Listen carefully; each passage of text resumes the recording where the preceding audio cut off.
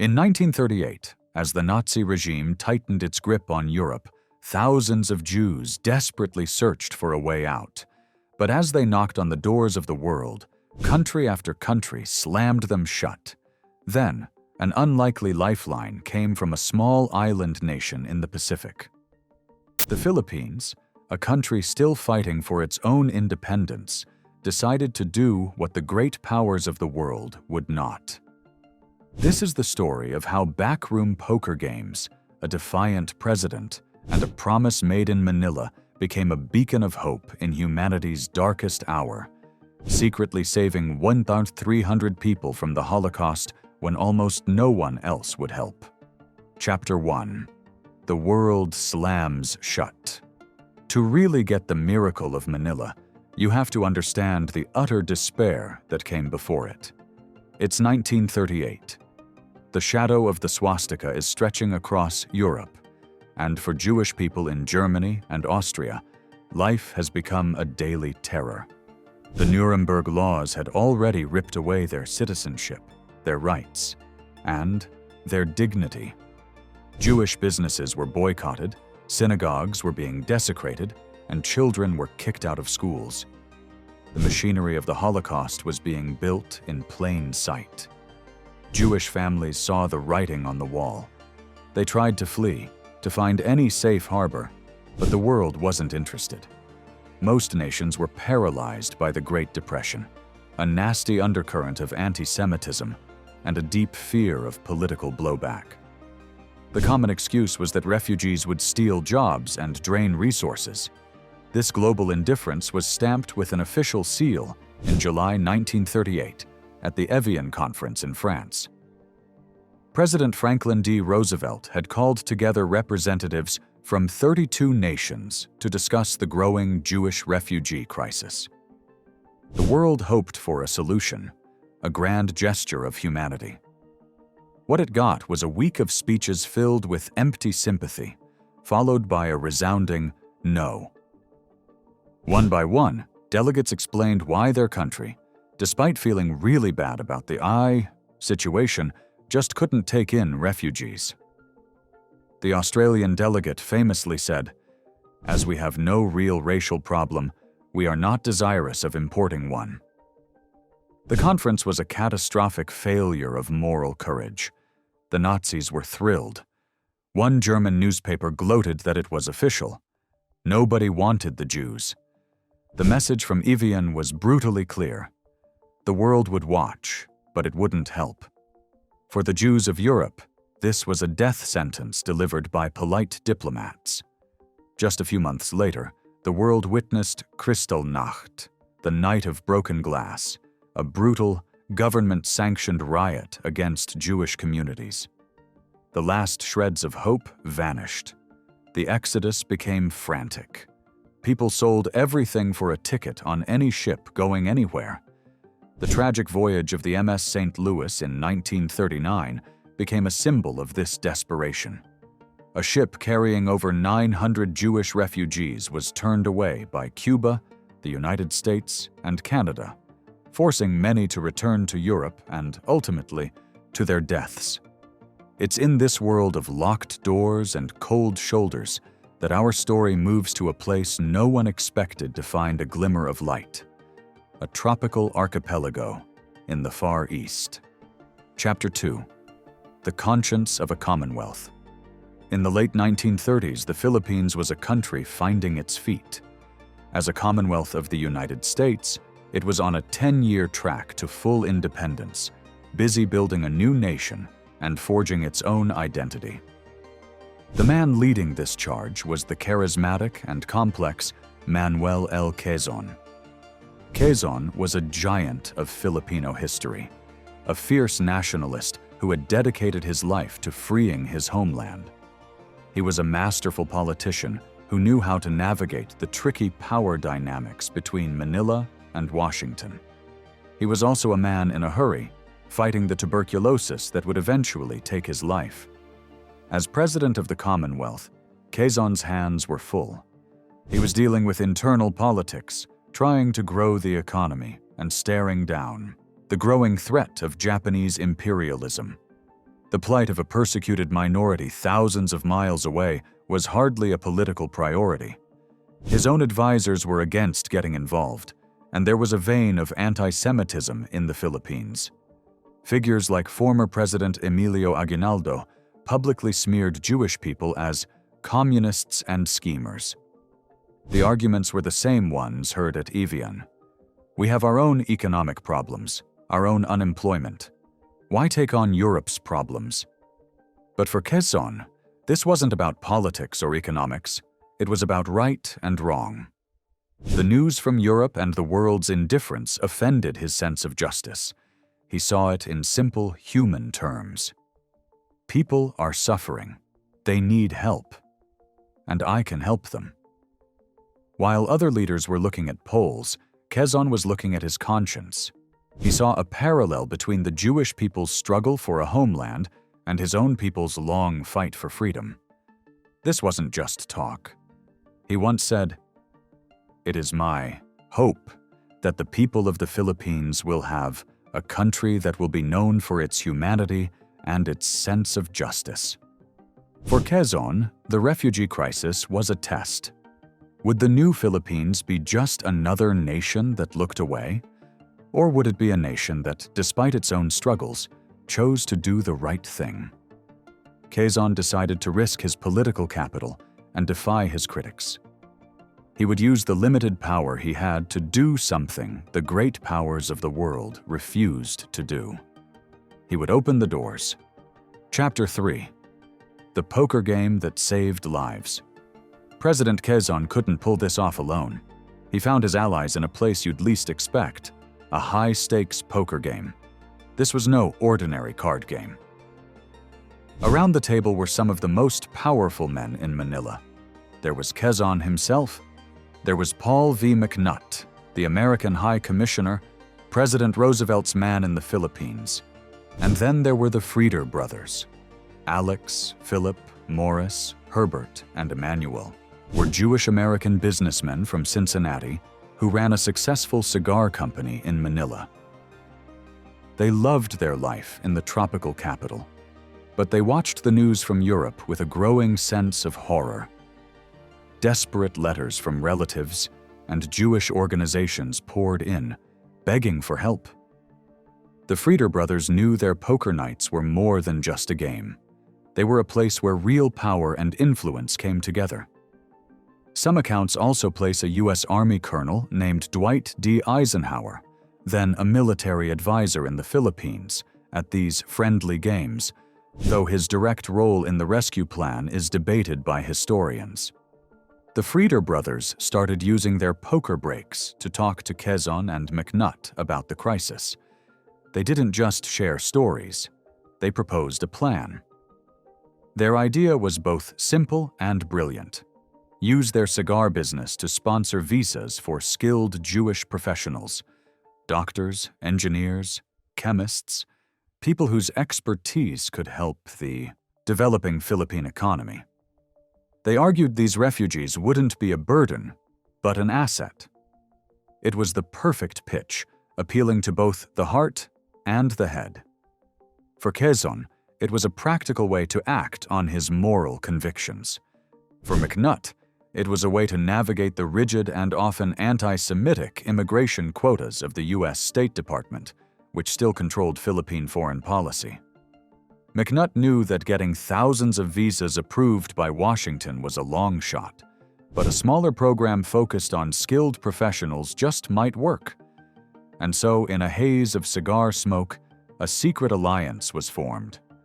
This unlikely group, a Filipino president, an American diplomat, and a family of Jewish businessmen, started working together. The Frieder brothers formally established the Jewish Refugee Committee, JRC, in Manila. With funding from the American Jewish Joint Distribution Committee, they began the massive task of identifying refugees, processing paperwork, and fighting through bureaucracy. This poker club had become the nerve center for an international rescue, proving that personal relationships and a shared sense of decency could create a pathway to survival when governments failed. Chapter 4. A policy of open doors.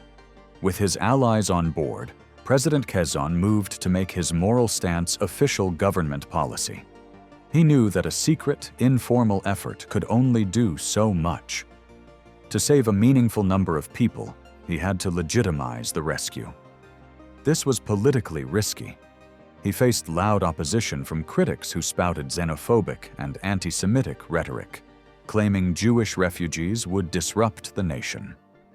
Quezon, a shrewd statesman, countered this narrative directly. He framed the issue not as an economic burden, but as a humanitarian duty, a chance to define the character of the new Philippine Republic. This culminated in his open doors policy. Quezon worked to give this policy legal muscle. While the U.S. State Department in Washington held final authority, the passage of laws like the Philippine Immigration Act of 1940, Commonwealth Act No. 613, helped formalize the process and gave his administration the authority it needed to grant visas on the ground. But Quezon's most powerful weapon was his partnership with High Commissioner Paul V. McNutt. The U.S. State Department was notoriously hostile to Jewish immigration, and applications were often met with delays and denials. In a bold act of defiance against his own government, McNutt used his authority to challenge the State Department, lobbying, arguing, and sometimes simply issuing visas himself. He and Quezon formed a united front, a partnership of conscience that simply refused to take no for an answer. Perhaps the most powerful symbol of Quezon's commitment was a personal one. He owned a beautiful estate in Marikina, a suburb of Manila. Seeing that the incoming refugees needed a place to live, Quezon donated a large portion of his own, private land. On this land, a community center known as Marikina Hall was built. Starting in April 1940, it became home to dozens of refugee families. They were, as Quezon put it, his next-door neighbors. He hadn't just opened his country's doors, he had opened his own backyard, an extraordinary gesture of personal commitment that was unmatched by any other world leader at the time. Chapter 5. The Mindanao Plan, a dream deferred. While the rescue in Manila was underway, Quezon and his allies were dreaming much bigger. Saving a few hundred people was one thing, but they knew hundreds of thousands more were desperate to escape. Their grand vision was the Mindanao Plan. Mindanao, the large southern island of the Philippines, was vast, resource-rich, and sparsely populated. It seemed like the perfect solution. The plan was to establish huge agricultural settlements where tens of thousands of Jewish refugees could build new lives. The proposals were incredibly ambitious, aiming to settle anywhere from 10,000 to 100,000 people. In 1939, Quezon supported a survey team of American experts who scouted the land and drew up plans for the infrastructure needed. For a moment, it seemed like a historic sanctuary was within reach, one that could have changed the story of the Holocaust. But the Mindanao Plan crashed into a wall of bureaucracy and politics. The biggest hurdle was the U.S. State Department. Officials in Washington were alarmed by the scale of the proposal, fearing it would create a backdoor for mass Jewish immigration to an American territory, something they were determined to prevent. They stalled, questioned, and obstructed until the grand plan was whittled down to a cap of just 1,000 refugees a year for 10 years, a total of 10,000. There were also problems inside the Philippines. Some Filipino politicians, already against the refugee program, saw the Mindanao Plan as giving away national land to foreigners. The project got bogged down in debates, and the window of opportunity started to close. The world had just watched the MS St. Louis, the voyage of the damned, get turned away from American shores. The Mindanao Plan was supposed to be the opposite of that tragedy. But because of Washington's interference and internal politics, the grand settlements were never built. Not a single refugee ever settled in Mindanao under the plan. It remained a heartbreaking what if. The focus now had to shift from building a new homeland to the urgent, desperate work of saving individual lives before time ran out completely. Chapter 6. The Manilaners. With the Grand Mindanao Plan dead, the rescue operation centered on Manila. Here, the Jewish Refugee Committee, JRC, and Quezon's administration focused on a person-by-person rescue. Every visa was a life, and each life was a monumental victory. The process was a nightmare of paperwork.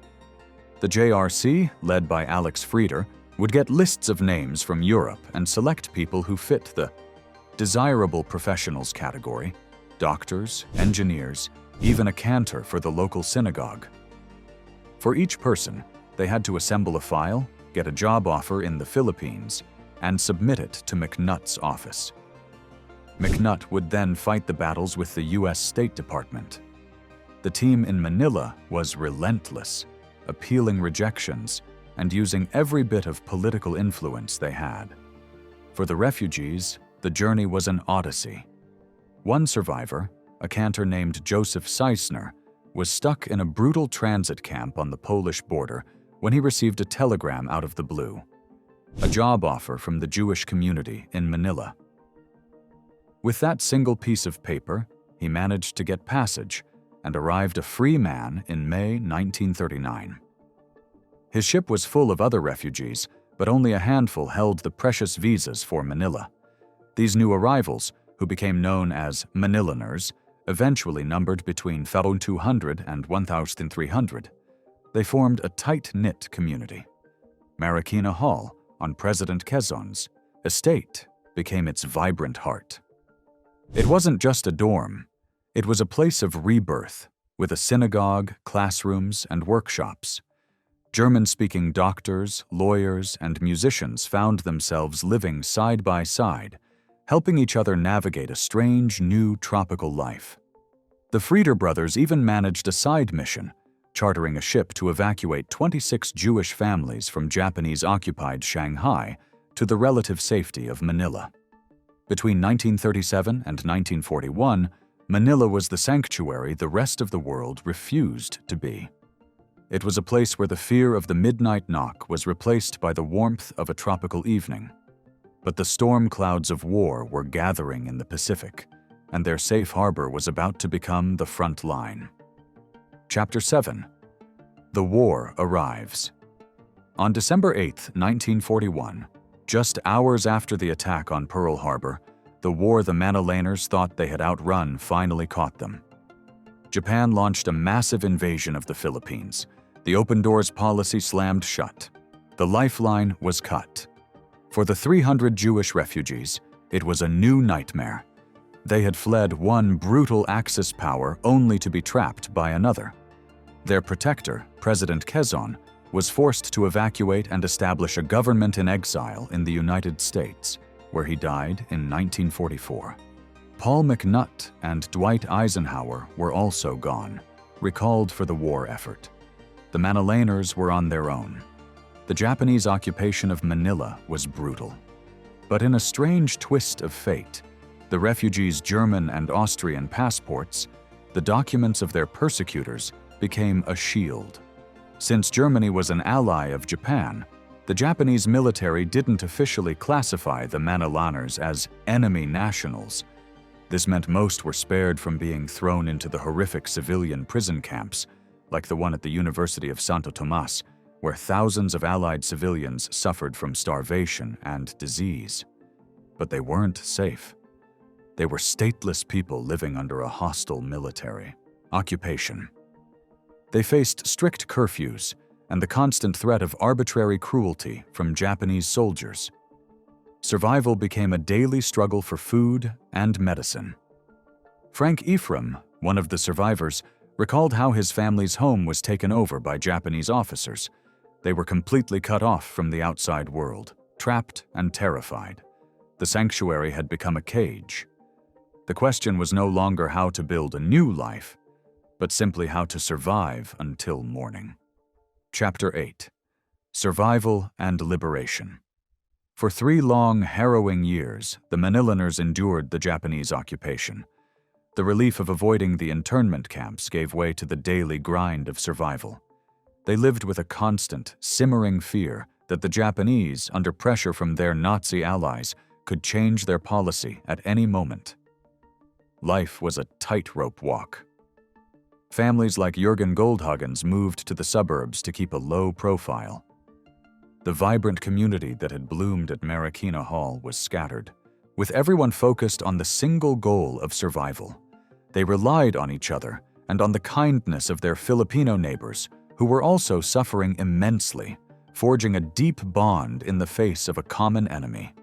Their final ordeal was the worst. In early 1945, American forces led by General Douglas MacArthur landed to liberate the Philippines.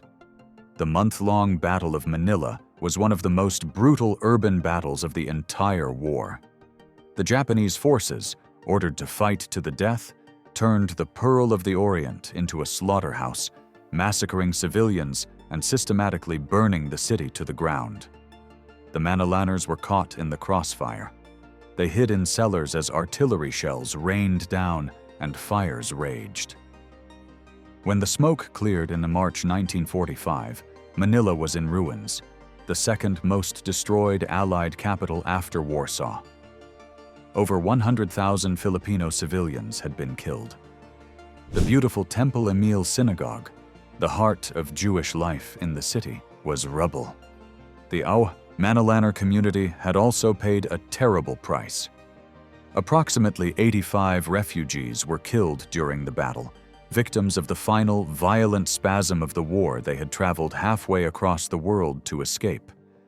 They had survived Nazism, a perilous journey, 3 years of occupation, and one of the most savage battles of the Pacific War. They had been saved from the Holocaust, only to face a different kind of inferno.